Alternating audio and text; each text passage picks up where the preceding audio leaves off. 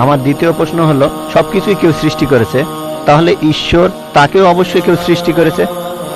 আপনার দ্বিতীয় প্রশ্নে আসি, সবকিছুর একটা স্রষ্টা আছে, আল্লাহকে বানিয়েছে কে? যদি কেউ বলে সবকিছুরই একটা স্রষ্টা আছে, কথাটা ঠিক নয়।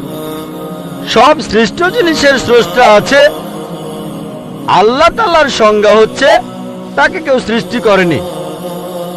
যখনই বলবেন কে আল্লাহকে বানিয়েছে, সে আল্লাহ নয়। আল্লাহ তাআলার সংজ্ঞা হচ্ছে তিনি সৃষ্টি হননি।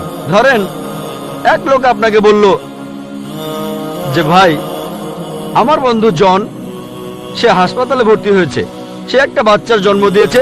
বলতে পারবেন এই বাচ্চাটা ছেলে না মেয়ে? বলতে পারবেন? চেষ্টা করেন, দেখেন। পারবেন না কেন? ছেলে না মেয়ে?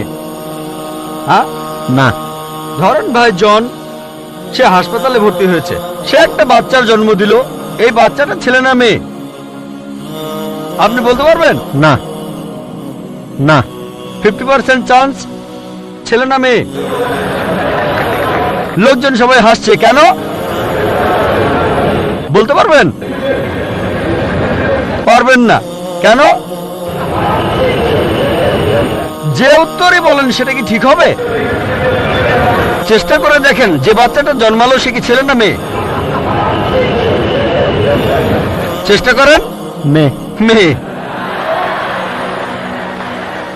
ভাই, পুরুষ লোক কি বাচ্চার জন্ম দিতে পারে? হ্যাঁ, এখানে আপনি ভুল করেছেন। একইভাবে ভুল করেছেন যখন বললেন কে আল্লাহকে বানিয়েছে। পুরুষ লোক কোনো বাচ্চার জন্ম দিতে পারে না, তাহলে তো মেয়ে বা ছেলে হওয়ার প্রশ্নই আসে না। এখন কি আপনি বুঝতে পেরেছেন?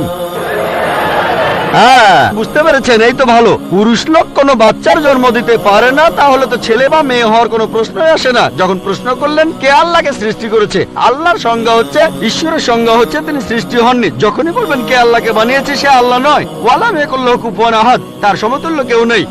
এবারে আপনার শেষ প্রশ্নটাতে আসি, আল্লাহ কে? আল্লাহ কে? সবচেয়ে সেরা সংজ্ঞাটা আছে পবিত্র কোরআনে সূরা ইখলাসে 1 নম্বর থেকে 4 নম্বর আয়াতে উল্লেখ করা হয়েছে। এখানে বলা হয়েছে যে কুল হুয়াল্লাহু আহাদ, বলো তিনি আল্লাহ এক, অদ্বিতীয়। আল্লাহুস সামাদ, তিনি অবিনশ্বর, চিরস্থায়ী। লাম ইয়ালিদ ওয়া লাম ইউলাদ, তিনি জন্ম নেন